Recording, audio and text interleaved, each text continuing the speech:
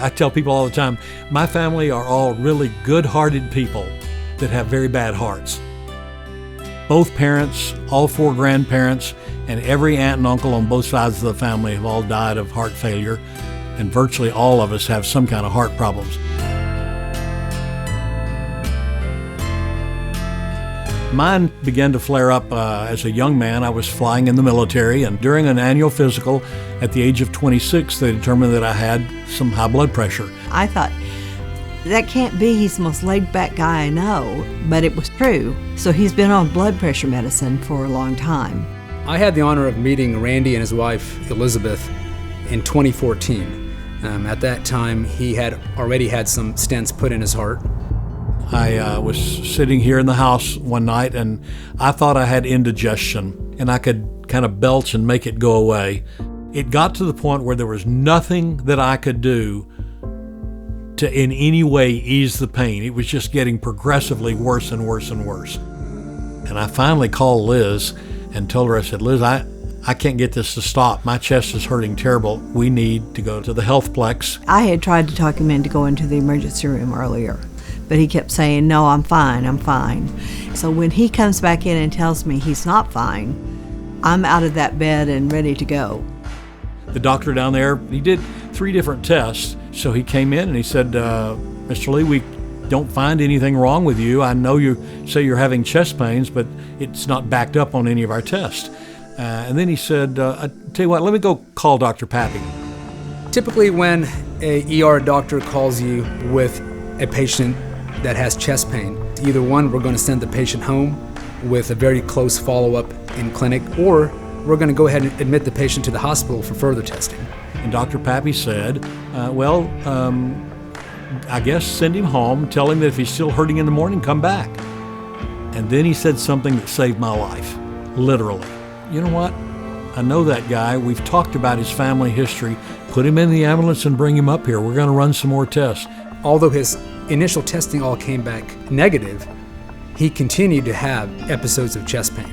Because of that reason, we went ahead and admitted him to the hospital. I think if they'd have sent me home, I would have died at home. That's what happened to all my relatives. So they got me in the hospital. They gave me some medication, got me stabilized. The next morning, we do a stress test for him, and it indicated that there may be a blockage. The next step was to do an angiogram. And when we did that test, sure enough, we found that there was a 99% critical blockage. Well, that particular artery, and certainly the one involved in Randy's case, is a very important artery because of the amount of heart muscle that it supplies. A heart attack in that area is usually a severe one. Oftentimes, blockages in this location are referred to as the widowmaker. So all of a sudden he looks at me and he says, look up here at this chart. He says, what does that look like to you?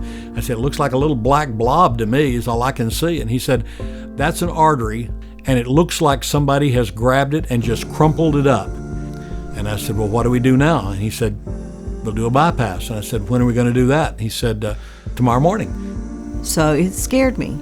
I was pretty scared, and I knew I had to call the kids and let them know. So it was a hard time. My faith is strong. I'm not afraid of death. But I have 3 kids that are married and 7 grandkids that are just starting out in their lives. My oldest granddaughter is pregnant with our first great-grandchild. I want to see that baby. Well, we used the best conduit that we have for the biggest blood vessel, so his results should be good in the long term. Immediately when the bypass was done, the blood pressure dropped back down into the normal range, and a week later I was back at work, literally 1 week later. You know, we just praise God that He carried him through there, and they just did an amazing job. Sorry. I owe my life to Dr. Pappy and also to Dr. Lucas, and I absolutely love St. Anthony's and the staff that's there. The people that work there love their jobs, and that comes across to those of us who are patients there. I've been in St. Anthony's as a patient also, and they have great bedside manner. They really do. They make you laugh, and relieve the tension, but they also are very business oriented and do their job well. They've got some of the best trained people that there is in the industry. I love the hospital. I will never be treated anywhere but there. I told my wife, and I mean that seriously, I told my wife, if I'm having chest pain some night, I'm going to St. Anthony. Randy's the oldest of 5 siblings, and once he had his bypass surgery, he motivated and encouraged his siblings to go get tested as well. I'm not saying that everybody has it. I'm just saying that everybody needs to have it checked, because if it's this, it's not going to show up on any of the tests. My brother, that's just 3 years younger than me, called me on a Sunday morning. Hey, Eddie, how are you doing, bud? What's going on? Well, I've had some more chest pains and some problems breathing, and just feel like I did when I had the second heart attack. So I figure it's time to get to the hospital and get some things checked out. And I said, go tell your doctor my story. And he said, oh, well, I'll do that. Let me know as soon as you know something. Well, I'll let you know something probably within a few hours.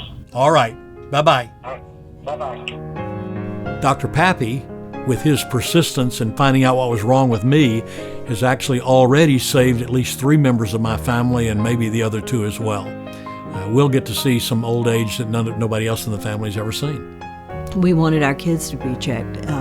We want them to have a good life too and not be crippled by this artery that crumples up and does weird things. So he just takes good care of his family.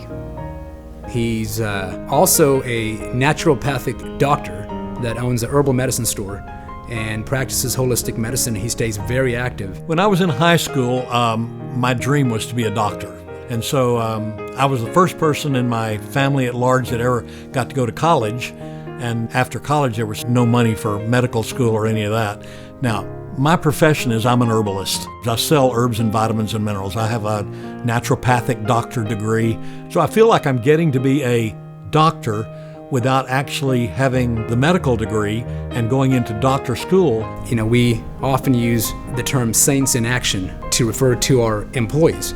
But the saint here is Randy, because of Randy's positive experience here at St. Anthony. He's then able to be that saint in action in the community, continuing to encourage his customers and his family to go get screened for heart disease. So for me, it's been literally life-saving and figurative life-saving as well, because it's given me a new lease on life and some extra time to do a lot of the things that we want to do, and I'll take every day as it comes. Quite frankly, every day is a blessing. I wake up every morning saying, Lord, thank you for one more good day.